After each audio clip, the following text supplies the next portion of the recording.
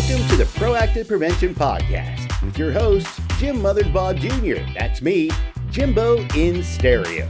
If you want to shield your life and the lives of those around you from the impact of drugs, alcohol, and other harmful substances, then prevention education is an absolute must. Tune in as we bring you insightful interviews with teens, parents, educators, medical professionals, law enforcement, and more, either backstage at our live Road Radio USA school assembly events or from Road Radio USA podcast studios. The Proactive Prevention Podcast is here to support teens and anyone facing decisions about alcohol and drugs, empowering them to resist peer pressure and its negative consequences and ultimately become positive role models for their friends and others.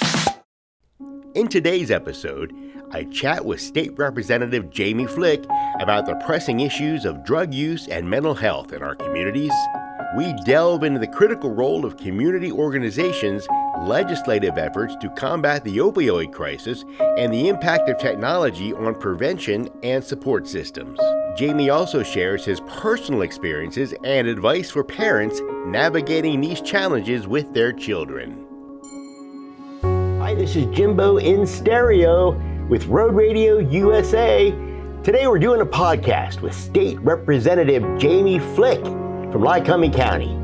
How you doing, Jamie? Doing fantastic, Jim. Great. Thank you so much for having me today. Oh, thanks for coming today and being here with us. My pleasure. So, got some questions for you today about. Sure, fire away. Okay, great. We're going to talk to you today. First, what do you see as the greatest challenge, most critical issues that the public should be aware of when it comes to drug use in our area? Yep, great question. A little background for myself. I do sit on the Human Services Committee in Harrisburg, so this is somewhat up my lane. There's about 30 different committees.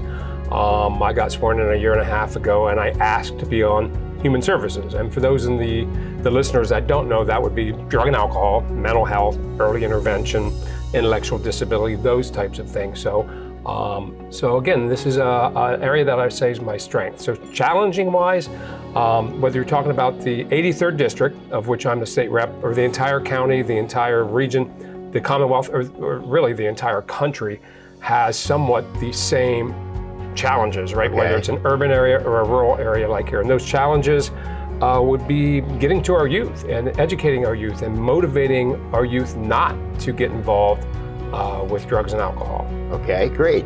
Now, as someone deeply involved in human services and volunteering for a multitude of youth organizations, what role do you see community organizations and grassroots efforts like Road Radio USA play in complementing government organizations and initiatives to combat substance abuse and promote mental and physical wellness among teenagers? Yeah, another great question. And I would say, as you and I spoke a little earlier, that the role of the community and the role of, let's say, youth organizations, Pickett, we live in the area of Little League Baseball, that those, keeping kids active, keeping kids busy, and keeping kids involved, the role of mentors like yourself in that arena is more important than what we do as legislators in Pennsylvania, right? We can pass laws. These 7th graders and 8th graders aren't looking at these laws. So yeah, the role of the community and those nonprofits and for-profit organizations, and the role of places like West Branch Drug and Alcohol, which is phenomenal. Okay.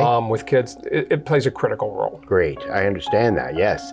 Now, could you elaborate on any specific legislative proposals or initiatives you're championing now to address the root causes of substance abuse and mental health challenges among the teenagers? Sure.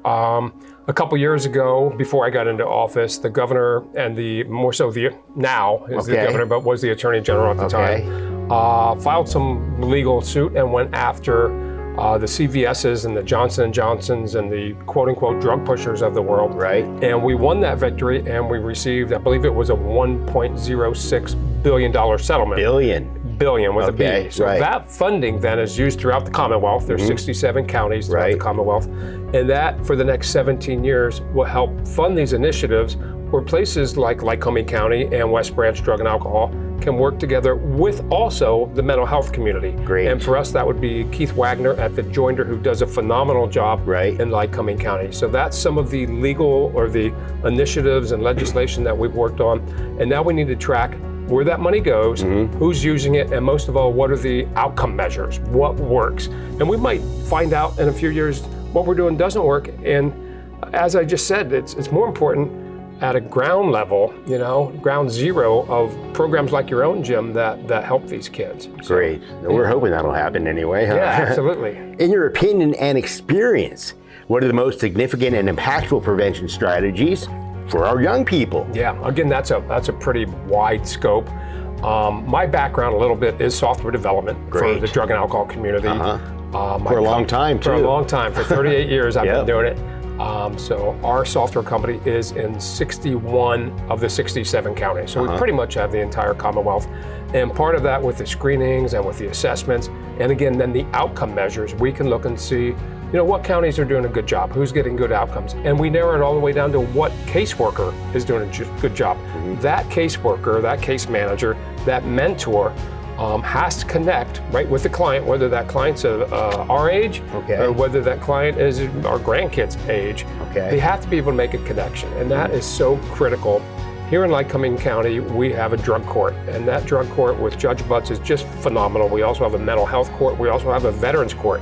If you look across the 67 counties, we're at the top. I mean, when I go to a graduation ceremony for drug and alcohol, again, whether it's a young person or an older person, and see them get a second chance or maybe a third chance, it is heartwarming. So things do work. You just got to connect the dots and get the right people involved. And listen, you might be great, right, working with Marianne, and I might be terrible with Marianne, or it could be the opposite. You got to figure out what works, and there's sort of individualized service programs per se. Okay. So good to know. Thank you. You're welcome. Now, in light of your efforts to promote mental health services in schools, how do you envision collaboration between state policymakers like yourself and educators and mental health professionals to ensure comprehensive support systems for students affected by the opioid crisis? Yeah, absolutely. That's a great question, leading off with the mental health. And I would say Pennsylvania's a little different than a lot of states because we're a commonwealth. So we give great power to each of the counties, sort of the same as Virginia. And I think that's a good thing, because what happens in Lycoming County and Union County is not the same thing that's happening in Venango County or Mercer County or Philadelphia County or Allegheny County, right? They're different issues. So how we work it here is a rural area. So what we've been able to do locally, for an example, because we do have a drug and alcohol agency at the state, and that's called DDAP, Department of Drug and Alcohol. We also have an agency called OMSAS, Office of Mental Health and Substance Abuse. They, to be honest, don't always do a great job talking to each other. So when we narrow it all the way down to the Lycoming County level, I was able to write some software several years ago because of collaboration. We did get West Branch Drug and Alcohol to agree with the joinder for mental health, and also to agree with the county prison. So we wrote an MOU, a memorandum of understanding, to say, hey, let's share some data, not identifiable data. You don't know exactly who the clients are or who the inmates are, but this way we were able to write a recidivism piece of software. And what that proves is if you get these folks treatment, mental health treatment while they're incarcerated, drug and alcohol treatment while they're incarcerated, or both, their chance, and this would come to a shock to nobody, their chance of recidivating and going back in prison is greatly reduced. Get them the services they need so when they walk out the door of the jail, they are ready to make a change in their life. So collaboration, as you mentioned, is key to all of this. Okay. Now, as we both know, substance abuse often occurs with mental health issues. What government initiatives exist at the state levels right now to occur access to quality education and mental health services to teenagers? Yeah, and that's a huge subject right now in the Human Services Committee of how to join those two agencies that I just mentioned, the Office of Mental Health and the Drug and Alcohol Department. Most of, I don't care what age, if you're a 14-year-old or a 94-year-old, many times it's co-occurring, right? If somebody has a mental health issue, that leads to drug and alcohol abuse. Or if somebody has a drug and alcohol issue, that often leads to mental health. As you know, we're in a crisis right now, right? We're in an opiate crisis, we're in a mental health crisis. So just last Thursday evening at the Capitol, we did pass the budget. So we've got more funding for these programs. So I think that's a key initiative to get more funding. But then again, hold people accountable, right? We got to see what agencies work, mental health and drug and alcohol across the board, what agencies don't work. And another piece of legislation we're passing is aligned with that, and that is to give more for the ones that can prove, the agencies that can prove they're making a difference, not just for drug and alcohol, not just for mental health, but also for ID, intellectual disability, and early intervention. So we in the House right now are holding people accountable. We want to see positive results to help with this crisis. Okay. Now, how important is it for youth to learn about and be aware of and involved in the local politics? And how can we encourage this for involvement? Yep, that's another great question. So last night I met with one of the commissioners, two of the commissioners last evening, one previous commissioner, one current commissioner. And each month, my chief of staff, Olivia Tagliaferri, and I attend a commissioners meeting that is focused on state level and county level. Mm-hmm. And we go through, what do we need, perhaps funding wise. But again, as critical as that is, it's not as critical as that one-to-one correspondence that you can make with your programs with these students at the student level. But outside of the student level, it's sort of the same thing, if you will, that we need to connect the dots. So to answer your question, we meet routinely, not just with the county, but also with West Branch Drug and Alcohol, and we also meet with providers. So we are very deeply engaged in this. Do you have any personal testimonials or stories you care to share about how drugs and alcohol or addictions have impacted you or your constituents? Well, certainly it's impacted every family, right? If you don't have a family member or a friend that has a mental health or a drug and alcohol issue, your head is in the sand. It is not just in the city of Williamsport, it is in every rural population within the 83rd district, within the county, within Union County, and as I mentioned, across the Commonwealth. I got a bunch of kids. Right. So nobody goes unscathed. 6 of them, right? I got a bunch, yes. So nobody goes unscathed, and you could have identical twins, and one could have a drug and alcohol issue, and one could not, right? There's no formula to predict who might have the issue. There's nobody goes unscathed in any family whatsoever. So I think we all have a personal story. I'm sure you do as well. Sure. So that's what radio is really all about. Yep. So now, given your extensive experience in business and technology, how do you propose leveraging innovation and technology to enhance prevention education and support systems for youth struggling with substance abuse and mental health challenges? Yeah, I think as I touched on a little bit at the state level, we've got two silos. We've got mental health silo and we've got a drug and alcohol silo, unlike a lot of different states. Those need to be merged at some point, or at least sharing more information. Information is now power, right? If you, whatever you need to do in life, we are in the technology age where the data is just as critical, Jim, as it could possibly be. Right. So joining and doing a better job with technology to import data, to compare data, not just with Office of Mental Health, but at a federal level also, and to follow the client. So that's what we need to do. Okay.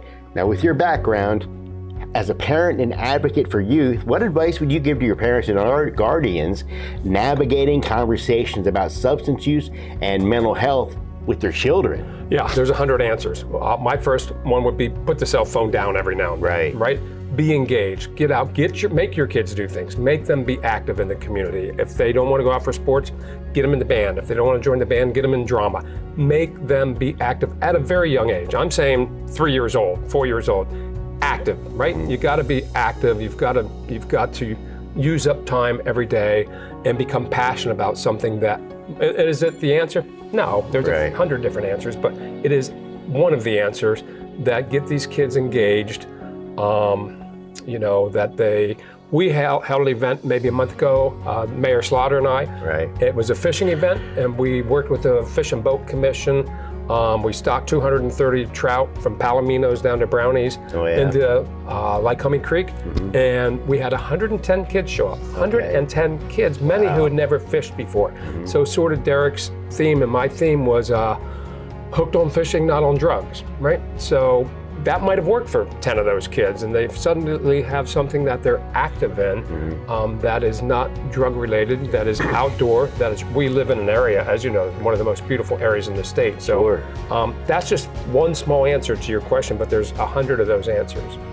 I think you just answered the question, but also in your opinion, what steps can be taken to reduce the stigma surrounding mental health and addiction in our communities, particularly among teenagers? Yeah, I think we've made some progress with the stigma, right? I mean, if you go back to our generation, everything was swept under the rug, everything.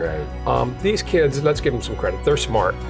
They get a bad rap at times. So young people aren't afraid to talk to their peers, and they're not afraid to talk to school teachers. They're not afraid to talk to administrators about these issues. So I think we've made strides. We have a long way to go for the stigma, but I think at every level, including a national level, we are making strides of destigmatizing, if that's a word. I don't know, maybe I just made a word up there, but of destigmatizing this issue. Right.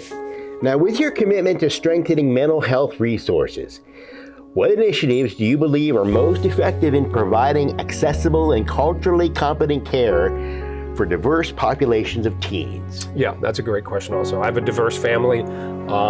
I think diversity is great, so we need to work together, race, religion, gender. Sure. Williamsport School District is a great example in the work they do up there.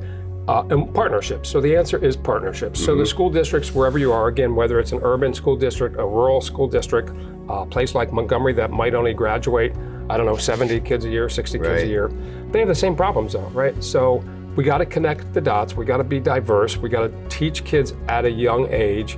And I think that's sort of the plan. Again, I keep going back to that theme of get them young, get them very young. Right. So. Just like Muncie, that's where I graduated from. There you go. Was that before 2000 or after 2000? Oh, definitely before. Okay. Definitely before. You knew that. Considering your dedication to support military families, what unique challenges do military-connected youth face regarding substance abuse and mental health? And how can we better address their needs? Yeah, certainly they have needs. The PTSD, my grandfather was a casualty in World War I. My dad served post-Germany, World War II. Two of my kids are military, one Navy, one Army. Sadly, my brother-in-law was killed in Iraq. So I'm very, very involved with the military families. 3 days ago, I met with 40-some Gold Star families that have lost a loved one. We met at Pocono Raceway. And I just listened for several hours to their stories and to their needs and to their children's needs. So. We also met with a place called Camp Freedom that advertises and promotes bringing in these families, veterans, so not necessarily Gold Star families, but certainly Gold Star, but also veterans to do outdoor activities. That's located up toward the Poconos. They've got 2,550 acres where veterans and families of veterans can come and they can hunt, they can fish, they can hike. There's all sorts of activities. So that's just one example, but certainly the military is at the top of my list. The veterans are at the top of my list. We do monthly events. We have one coming up this Saturday, actually. Senator Yaw and Representative Ham and myself have an event this Saturday right around the corner at Senator Yaw's office to promote and to share with veterans different needs. So places like West Branch Drug and Alcohol will be there. So, yeah. Great to know. Here's something else now. How do you envision bridging the gap between urban and rural communities and accessing prevention education and support services for substance abuse and mental health? Yeah, that's multifaceted. I mean, I said earlier in the show that it doesn't matter if you're urban or if you're rural, you got the same problem. And at the root, that's very, very true. But let's be real. The fact is, if you live in inner city Pittsburgh or Erie or Philadelphia, you don't always have the same resources as a kid living here, and you don't always have the same family. A lot of single moms, some single dads there. So to bridge the gap, there's an old saying, it takes a village, and that's more true today than it's ever been. It really takes a village. And I'll go back to the court system, which Judge Butts does just an absolutely fantastic job with her court. And as I mentioned, we also have a veterans court and a mental health court. So those three agencies work together to help the good folks of Lycoming County. Right. Now finally, as a leader in both the business world and public service, what message would you like to convey to our listeners about the importance of collective action in addressing the complex issues of substance abuse and mental health in our society? This is the final question. Yeah, Jim, I'm trying to stay positive here, but what I will say is how things have operated in the business world for me personally for the last 38 years. And I just, went to the Commonwealth as a state rep a year and a half ago. Things move way too slow at the state level and slower yet at the national level.